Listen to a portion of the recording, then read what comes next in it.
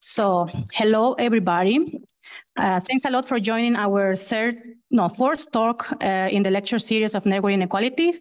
I'm Lisa Spin. I'm a postdoc at the Complexity Science Hub, and today is a pleasure for me to introduce Shankar Bhamidi, who is a professor of mathematics at the University of North Carolina, Chapel Hill. He works in both probability and statistics. His research involves stochastic processes, random networks, dynamics on network models, and random graphs. And without further ado, Shankar, please talk to us about a surprising phenomenon in the math of network models. The floor is all yours. Okay, thank you. Yeah, again, thanks so much for having me at your hub. So let me just say, what are the main themes over here? So when I started sort of my PhD, I was like, oh, how do people find research problems? And then by the end of my PhD, I was like, oh, there's so many research problems. How do I decide what to work on? And so for me, different people go through their career in different ways. For me, sort of looking at what domain experts in the area of networks do, that has played a very important role. It's not in any way to claim that what I'm doing necessarily immediately impacts applications, but it goes the other way. What all of you do sort of really helps me understand what problems to try to choose. But now the main goal of this talk is to try to tell you through three of my research experiences what probability and math can bring to the table. So the third part of the talk is maybe the most relevant or closest to what you're currently interested in. This is work that I've done with Nelson Antunes, who's on the call. He was the one who brought us into this area, and two other colleagues here at UNC Chapel Hill, Sayan Banerjee and Vladis Pipiras. So what I'll do is I'll just try to give you a general overview, and just to kind of make the case that the thing that brings me continuous joy in this area is the completely surprising phenomena in the world of networks, especially on the math end. So I'll start with sort of static models, something called the exponential random graph model, which many of you probably know how to use way better than me. Then I'll tell you about change point detection for dynamic networks. And the reason for this is this gives me a way to show you a small part of the math that comes into this and why these results keep popping up. And then we'll get to maybe in the last 20 minutes. So my plan is to spend 10 minutes here, 10 minutes here, and then 20 minutes on the main part, which is attributed network models. Okay, so what are exponential random graph models? So these models, they're one of the key models in social networks. They've been there here for decades. And the basic idea is in social networks, let's say you're given data on a fixed social network, maybe we think that a specific phenomena are important. For example, transitivity. So for example, if I'm a friend of Nelson and Nelson is a friend of Sayan, then probably me and Sayan are also friends. So higher probability of that happening than pure chance. So one way to model this is you say, okay, so we're looking at the space of all graphs. And you say that the probability of observing a specific graph is e to some function.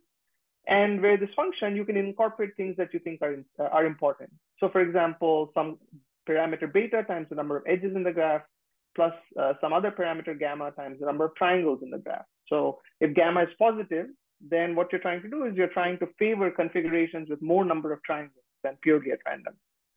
And so the main goal in or one of the main goals in social networks is to estimate these parameters beta and gamma based on an observation of your network. And in particular, if gamma turns out to be positive or shows statistically significant that it's positive for some at some level, then you say, maybe this network shows the transitivity. So of course, trying to do these tends to be hard. How do you estimate beta? How do you estimate gamma, etc.? And so the key is sort of using MCMC algorithms to for any given choice of beta and gamma to sample from this distribution as a starting point. So just as a math setting, how do one has to be a little bit careful when you're formulating this model in the math context, because the number of triangles in a graph scales like n cubed, the number of edges in the graph scales like n squared, where n is the size of the network. So the general framework is, so a sociologist comes to my office, they tell me, okay, I think, edges are important, triangles are important. So they give me a bunch of motifs that they think are important. Then what I'm going to do is for any graph, given graph X, I'm going to count the number of such motifs. This is NGIX. And this quantity HX measures how much importance I'm measuring for this particular graph. So it's some constant beta 0 plus some other constants beta I times these motif counts. And the probability model is probability of observing a particular configuration is e to this HX. And the goal from data is, can we estimate these betas? And so the most important, thing for this talk is I'm going to assume we're in what's called in physics the ferromagnetic regime, namely all these parameters, not necessarily the edge parameter, but all the other parameters are positive. So of course, how do you simulate from this? So you run a Markov chain, like an MCMC. And so I won't, you don't have to share this, I'll just show you the picture. So suppose you're at a present configuration X, then what you do is you select an edge uniformly at random. So for example, this edge. So when I say an edge, a prospective edge amongst n choose 2 edges. So we choose this edge, we forget its state. Is it there in the system or not? We forget its state. And then the transition from here is in the next step, you transition to the configuration with this edge, with probability e to this h of this configuration, or you transition to this configuration, namely the one without the edge, which I'm calling e minus, with probability proportional to e to this hxt minus. So this is what's called the Gibbs sampler, Glauber dynamics, various names for this Markov chain. And the idea is if you run this Markov chain for long enough, then you get close to the stationary distribution, and the stationary distribution is what you want. Okay, so this is a sort of an important quantity. So now, a sociologist comes to my office and they tell me, okay, can you sample from this graph, sample from this model efficiently? So then what I can do, and so this is the math part. So this is, I think I will get to this. So this is joint work with Allan Sly, who's at Princeton, and Guy Bresler, who's at MIT. So what we were able to show is, I will take their model, I will take these constants that they give me, these betas, and these are the edges and the motifs that they gave me. I'm going to form this weird looking function, whatever it is. I will plug this weird looking function into this logistic looking function. Okay, so you end up getting a function. So if I had just edges and triangles, then I end up getting something that looks like, in general, you get some function over here. And I'm going to plot this function. So this function, because I've assumed where all the betas are positive, other than the edge parameter, this function will be an increasing function. And there are only basically two behaviors it can exhibit. If I plot this other line, which is the line y equals p, so just a straight line here, either this function can intersect this line at one point, or it can have multiple intersections. So what we were able to show is if you're in this regime, then your Markov chain will get close to stationarity quickly. So your algorithm is efficient. Whereas if you're in this regime, it'll take you an exponentially long time in system size for your Markov chain to get close to stationarity. Also hidden in this result is the slightly frustrating bit, which is if you're in the regime where you can get close to stationarity quickly, your network basically looks like an additionally random graph where you're basically putting in edges at random with connection probability that's p beta, which p beta is this unique intersection point. So in the regime where you can sample efficiently from these models, you end up looking like an additionally random graph. You just put in edges randomly, then slightly annoying. Whereas in this other regime where maybe you don't look like an additionally random graph, it's very hard to sample. So the sort of math version of this is this mixing time of this Markov chain. Then there's a unique fixed point. You can mix relatively quickly, polynomial in your network size. So when I say this, even when your network is of size 100, you see these phenomena for these models. So not like super large necessarily. Whereas in this other regime where you have more than one solution, it takes you exponentially long time to mix for your Markov chain. Okay, so this is sort of the first for me at least, a surprising phenomena in the world of networks. So next, let me switch over to change point detection. So change point detection is this fundamental concept in time series where you're observing some time series. So here I'm looking at US life expectancy. I think this is female and male across time. And what you're interested in is structural breaks in the time series. So are there times where there's a sudden abrupt change in its behavior? So for example, during the flu epidemic, 1918, a massive change in the life expectancy. Then again, during World War II, massive change. And then finally, 2020, I should have plotted this further. During the 2020 pandemic, you can again see sort of the change in this time series. So in the world of networks, so our motivation is the following. So suppose you're given temporal network data, and this could be, for example, adjacency matrices at all time points or some subsample time points of evolving network data. And suppose this network experiences a shock at some point. So let's say, example, Twitter is evolving over time, or X. Suddenly somebody enters the system, politician, and then starts saying all kinds of things. There's a sudden change in the behavior of individuals on Twitter. Can you observe this from your network data? And in particular, what does this tell you about changes in the structural properties of your network because of this change point? So we are working on the math end. So let me tell you the basic model. So we're thinking about a network model where we're given an attachment function f, which measures if an individual has degree k. So it actually says here, if presently an individual in your network has degree u, then what's the probability that a new individual entering the system will try to connect to this person? So this function measures the popularity of individuals in the network. Okay, so what's the basic dynamic? So so tau n will denote the network at size n, and so to give you a basic example, suppose you look at f of k to be k plus alpha. So it's proportional to the degree of your present degree in the network. Then this is the preferential attachment model of networks, which Barabasi and Albert brought to the attention of the networks community way back in time, because this is 1999, cited many, many times. And so you have this growing network. Individuals come in, a new individual comes in, then this person has popularity 2 because they have degree 2. Each of these have degree 1, so their popularity is 1. And so the probability of connecting, there's a higher probability of connecting, doesn't mean this connection happens, but higher probability of connecting to higher degree. And so the reason why, one of the really cool things that Barabasi and Albert found using numerics, later proved rigorously, is if you look at the degree distribution of the graph, then so the number of vertices of degree k, then this degree distribution converges to, as the system size becomes large, to a deterministic quantity, pk, where this pk, this limiting probability mass function, has heavy tails. Okay, so it has degree exponent alpha plus 3. Again, I'm sure all of you know this way better than me.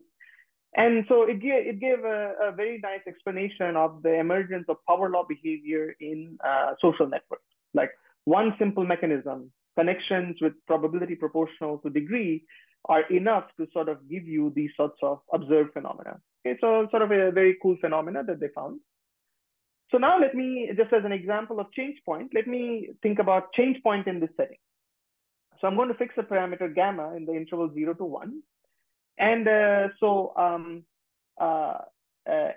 how does this enter into the evolution of the system?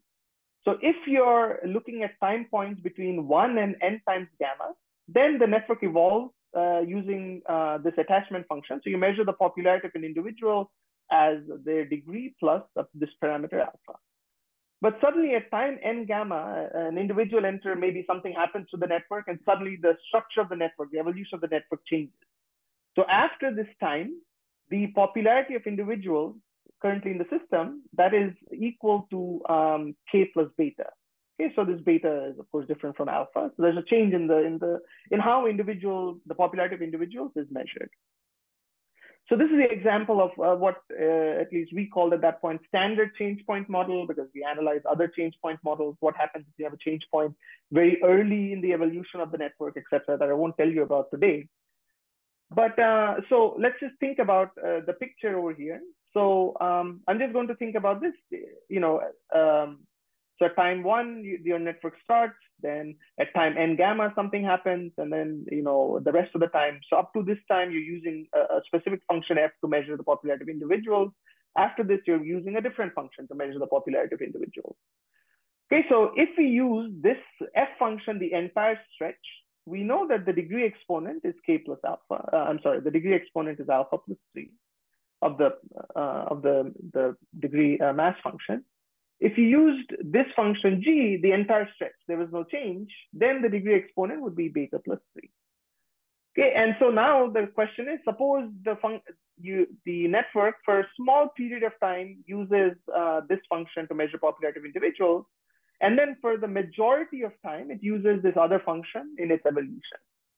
Okay, so the question we started with is, what would be, for example, the degree exponent of this network model? So that's the question we started with, because we were like, okay, maybe if we can look at the degree exponent, it maybe depends on alpha, beta, and this parameter gamma, then we can use this to estimate when the change happens, if you're just given the network evolution. And since we don't have time, I won't do this over the audience, but sort of what we found mathematically is, irrespective of how small gamma is, whether gamma is 0.01 or 0.000001, as maybe this picture shows, this function always wins. So the initializer function always wins. So the degree exponent will always be alpha plus 3. Okay, so what happens way back in the beginning of the system, so this is what's called long-range dependence in probability and math, and actually Nelson is one of the experts in long-range dependence. That has a huge impact on the evolution of the system. And since I don't want to spend too much more time on this, I'll just give a summary. One can think about general network change point models. You can use general functions f and g, not just linear, and essentially, so what we showed with Sayan Banerjee and Iain Carmichael, we showed, okay, now things become more complicated because somehow there's so much dependence on the initial part of your network. It has a huge impact on the entire structure of your network. But what you can show is you can track the evolution of the degree distribution of your graph. You can show that it gets close to some sort of limiting degree distribution, which depends on the time. And using this degree distribution, what you can do is you can develop a change point.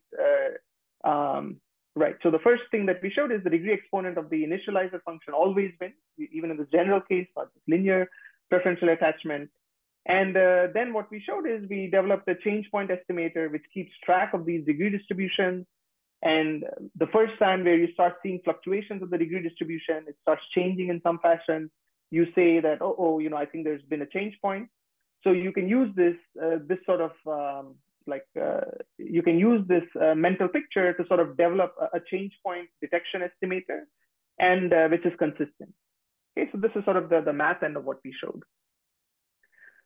Okay, but why am I telling you this? Because I want to come to the nodal attribute stuff. So the main reason is the following, and telling you this same sort of thing in the nodal attribute setting is very complicated in 20 minutes, or even 40 minutes. So this is why I'm just telling you this in this slightly simpler setting. So what led to this phenomena? So why is it true that the initial part of the network plays a huge role, and why is it true that you see similar phenomena in the nodal attribute setting? So it comes down to a purely math sort of weird embedding, not weird, I should say, an amazing embedding. So which is the following. So in the way that we typically view these network models, we view them in discrete time. So you have a vertex, you start with a vertex, when a new vertex comes in, decides to connect to this vertex. Vertex 3 comes in, also decides to connect to this. Vertex 4 comes in, connects to 2, etc. Okay, so this is how the network evolves. And because of the way that we're thinking about this, what this vertex decides to do depends in some sense on the entire structure of the network, or at least the degree distribution, degree profile of your network at that time. So there's a lot of dependence in the choices made by vertices. So this sort of a mental picture, I'm just going to call this as the discrete, or the usual standard way of thinking about the network evolution. But it turns out mathematically, there's a different way of thinking about this. So suppose I can construct a mechanics where I start with one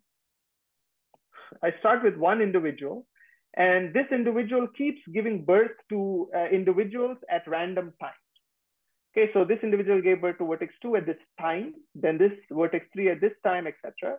And each of these individuals, they also give birth to children at random times.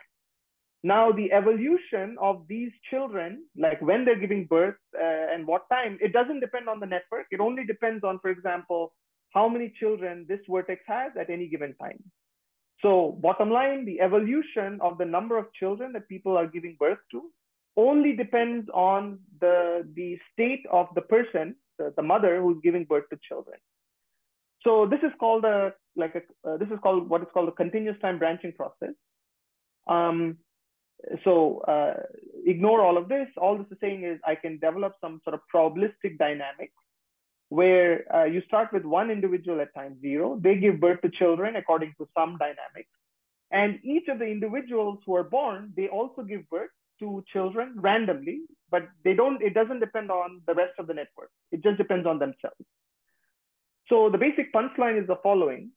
You can choose the probabilistic dynamics in a specific fashion so that if you look at this system, which is a continuous time system, and suppose I want to construct this network model on 15 individuals, I can use this continuous time process. I can stop this process when it has reached size 15. And again, remember, individuals here are just giving birth at random time independently. There's no dependence on anybody else other than themselves. So this system mathematically is much easier to analyze. But if I look at this system, when the system is of size 15, then it has the exact same distribution as this. So if I run this in my computer, wait until it has size 15, I look at who gave birth to whom. So this person gave birth to these red children, and this 2 gave birth to these children, 4, etc. If I keep track of the genealogical structure, who gave birth to whom, the model that I get is exactly what we want, the discrete time model. So this sort of probabilistic phenomena goes back to the 1960s because of this work of these amazing mathematicians, Atreya and Carlin. And so what's the basic punchline? Here, because lots of things are happening independently, this one is mathematically much easier to analyze. This one is much more complicated to analyze. But because of this amazing connection that this model is the same as this model in some sense, deriving results about this model give you all the results that you might want about this model. Okay, so this is sort of the main thing that I wanted to show you. So since now I have about maybe less than 20 minutes, let me just get to the nodal attribute setting. So this part was mainly written for people who might not be familiar with this area. All of you are experts in this, so I'm just going to go through this a little bit quickly to set up the framework. So most social networks, as we know, they consist of vertices with attributes, and maybe just as a mental picture, so script S is the attribute space. And for simplicity, you can think about attribute space as like 1 and 2. You just have 2 attributes, minorities and majorities or something. But you can, I'm going to allow general attribute space. And because of lots of the work of the people in this audience, these are the papers that I read, these networks in the real world, these social networks, they tend to be dynamic. And these connections that are formed, there's a heterogeneity of connections between individuals of different attributes. And there is a dynamic nature in the evolution of these attributes. So popularity bias shows up. People who have lots of friends, they tend to become more popular over time. And this reinforces things as the evolution progresses. And again, because of the work that you have done in your group, what I know from your work is these social networks, they play a huge role in the diffusion of information. They're used by companies in understanding and ranking individuals in the network and sort of deciding on who to pay to say propagate some sort of product. And so this could have an impact in terms of fairness or inequality. Now, there are also a number of folk theorems. So folk theorems in my head means, accepted things in some of these areas. For example, most centrality scores have similar behavior for such networks. So whether you look at, so this is not universally accepted necessarily, but this often shows up, whether you measure individuals, their impact based on degree or something else like page rank centrality, these centrality measures behave similarly. And sort of a related important question that I came across when we started reading these papers. So this actually came about because of individuals here at Duke University is next to us. It's quite close, 10 minutes from here. And UNC, so both of these have amazing sociology departments, and there's also the Carolina Population Center. So these famous researchers are well-known, very doing fundamental work. Giovanni Merli, she gave a talk highlighting her work with Ted Mao. And what they were interested in was the following question. So in many settings, you cannot directly observe the network. You need to sample from the network. And a specific question, perhaps you're interested in a rare minority. So what they were interested in was at the start of the COVID pandemic, the early 2020s, they were interested in the Asian immigrant population in the Research Triangle. The Research Triangle is the area that I live in. There are 3 huge universities. Our university, UNC Chapel Hill, Duke, and NC State. And right in the middle is a huge tech center. So this whole area is called the Research Triangle, and it has a big immigrant population because of this tech industry, etc. And but they were interested in the impact of COVID in this amongst this population. And so, all of these sorts of questions, nodal attributes, how different attributes and heterogeneity across attributes, homophily, heterophily influence the evolution of the network. How do you sample from these networks, especially when the attributes have a specific way of connecting to other attributes? For example, a minority attribute in this case having a much higher propensity of connecting between themselves compared to the baseline of connecting to the majority. How do you sample from these efficiently to get information about the population? All of this has sort of motivated, lots of studies in this area. And many of you in this audience, so this is actually, I think, from groups in this audience or people who work with this group, have highlighted the importance of these mechanistic network models to understand these phenomena. So this is what motivated us. So in about 10 minutes, let me just come to sort of the main punchline here. So one of the main models in town is the following. So you fix a probability distribution on the attribute space, what density of minorities are there, what density of majorities are there. You fix a potentially asymmetric function kappa that tells you, if you plug this in, kappa A comma B, that tells you propensities of vertices of attribute type A connecting to vertices of type B. And based on this, you can write down a probabilistic model of how these attributed networks evolve over time. So if you have your network at time n, then you sample a new vertex whose type has this distribution pi. And then once you know its distribution and you know your present network at this stage, the probability, so I'm going to think about the simplest where only one connections are formed, just for the sake of this talk. In the stuff that we did, we also allow for multiple connections that this new vertex can form at that given time, as you've done in your papers as well. The probability that this new vertex connects to a pre-existing vertex in the graph, in the present graph, this is proportional to kappa of the present vertex, the attribute of the present vertex, and the attribute of the new vertex, times the degree of the existing vertex in the graph. Okay, so we can also allow, or at least we have explored numerically this parameter gamma, so degree to the power gamma. But for this talk, because I'm mainly highlighting the math part, all of this will be gamma equals 1, which is sort of close or the same as many of the models that you have thought about. And so in my head, because I find it hard to keep track of, this kappa. So kappa is, so I have an existing vertex, which I'm calling, an existing vertex is type Shibu. What's the propensity of a new vertex? Here, this is type Corgi to connect to an existing vertex.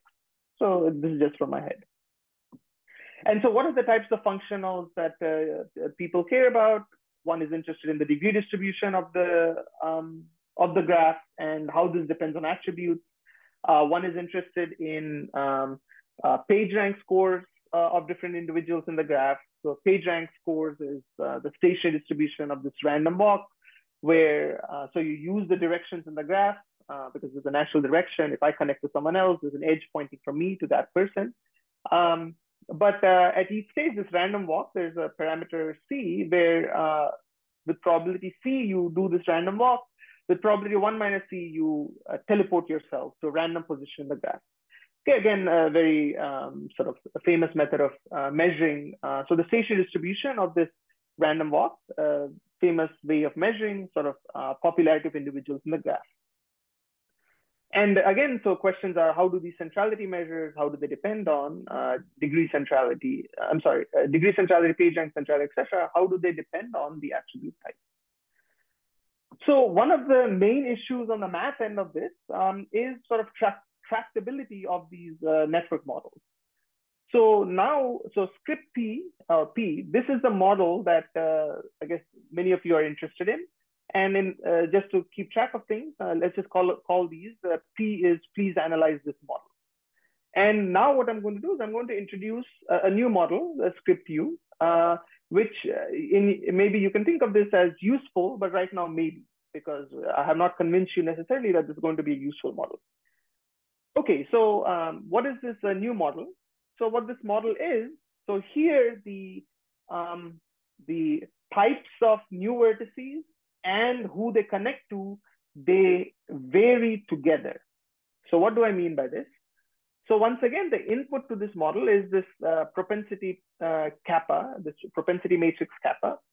But there is a new input to this model, which is this parameter nu. It's a weight for different vertices or different attributes have different weights.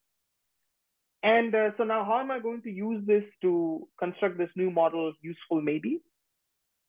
So if I know my network at a present time n, then the probability that this new vertex connects to this existing vertex V, and this new vertex has attribute type A star, this is basically proportional to this kappa AV A star times this nu times this degree. Okay, so what's the bottom line here? The type of the vertex. So previously the type of the vertex was sampled independently and then it decided who to connect to. Here, the type of the vertex and who it decides to connect to is sort of very tightly combined. So in particular, at any given time n, you don't really know the proportion of different types of attributes. It's random. It depends on how the system evolves. So all of this seems like a mess. These types of new vertices are tightly coupled with the evolution of the entire process. So you know, why are we doing this? That's the basic question. And I'm just going to tell you this. You don't have to focus on these slides. Initially, the reason we thought about this model is much easier to simulate in a computer. So once again, this model, you can simulate it using probabilistic dynamics in continuous time, where individuals behave completely independently. They enter the system and they just behave independently. How they're giving birth to new individuals and individuals of different types doesn't depend on the state of the system. It just depends on themselves. Doesn't depend on the state of the entire system, just depends on themselves. And so now we come to this math curiosity question. Okay, I've introduced a new model U. Suppose somehow I can choose this weight parameter nu so that as the network becomes larger and larger, the composition of the population, namely the proportion of types of minorities, proportion of types of majorities, gets close to this parameter pi that was in the previous model, the model that you all care about. Then can you say anything? So right now, this model is sort of easy to simulate, but does it have anything else? So in particular, are these two models sort of similar in other fashions? And this is the basic punchline. So if you understand this, then you know that is all you need to understand conceptually. There is a way to go from the model that you care about. So you care about, you give this proportion of different types of individuals, this kernel kappa. From this input, I will give you an explicit algorithm nu of how I can take this and get this, I should say V. So this will work with Nelson, Antunes, Sayan Banerjee, and Vladis Pipiris. How we can take this input, get this weight measure nu. From this weight measure nu, you can form this model script U. And basically, from this model U, which is much easier to analyze. Again, it takes a lot of work mathematically, but much easier to analyze in this model. You can get all the asymptotics that you want, again, all meaning at a high level, all the asymptotics that you want about this specific model that you care about. Okay, so this is the basic conceptual point. So I guess we started 5 minutes late, so can I go 5 more minutes? Okay. Okay, so now let me explain to you what is the basic algorithm. So let's say you're working with this model that you care about, this script P. It has 2 inputs, the proportion of vertices of different types, and this propensity of connection. So this is the model that you care about. So what I'm going to do is I'm going to take your 2 inputs and I'm going to plug it into this function. So this function is defined on some sort of Euclidean space. Okay, it's defined on some sort of space, but it's some multivariable function. And what I can do, it turns out that so the degree distribution of these sorts of graphs were previously analyzed by Jordan, and he constructed this function. And what he showed when trying to understand the degree distribution of these graphs, he showed that this function has a unique minimizer. And I'm going to call this unique minimizer eta. Okay, so I can, using numerics, I can sort of minimize this function and I get an output, eta. So now what I'm going to do is I'm going to feed in this eta into these formulas over here. So this pi is the pi of your model that you care about. These kappas are, again, what you have told me about propensities of different vertices connecting, different attribute types connecting. And eta is what I get from this minimizing this function. So you end up getting some sort of formula over here. And these formulas then lead into some more formulas that show up in the things that I'm going to tell you. They're not relevant for the talk right now because I'm just trying to give you the base, high level idea. So bottom line, you care about these things. I feed them into this. I get a minimizer. The minimizer I feed into these quantities over here. So what's the basic punchline? So remember, look at these constants nu. So this model class script U, which is easy to simulate, it depends on this parameter nu and this kernel kappa, these 2 things. So this model that's easy to simulate, where individuals just behave independently, they do whatever they want. Again, you don't have to look at this carefully. The basic punchline is all local functionals. So local is in quotes because it actually also covers things like page rank. But all local functionals of the models that you care about, asymptotics for this, namely what happens as n becomes large, all of these can be recovered from this model script U with these choices of parameters. So with this nu and with this kappa. Okay, so to give you examples of what you can use this for. So this is something that was already there in your or individuals in this group's work in your, I think, 2018 scientific reports paper. But for example, if you look at the degree distribution, when the network becomes large, if you look at the degree distribution of vertices of different types, you can write down formulas for what the degree distribution is. And in particular, these degree distributions have heavy tails, where the degree exponent depends on the attribute. So that's the first thing. Again, this has already been found across many different groups. For example, Jordan in 2013 derived this as well. But so degree distribution does depend on attribute types.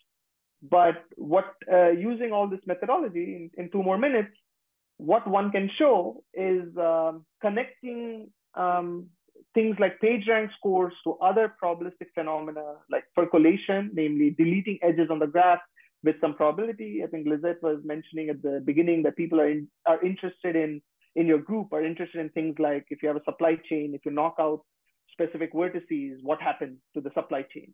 So these sorts of questions are, basically percolation. If you delete edges or vertices in the graph, what do you get?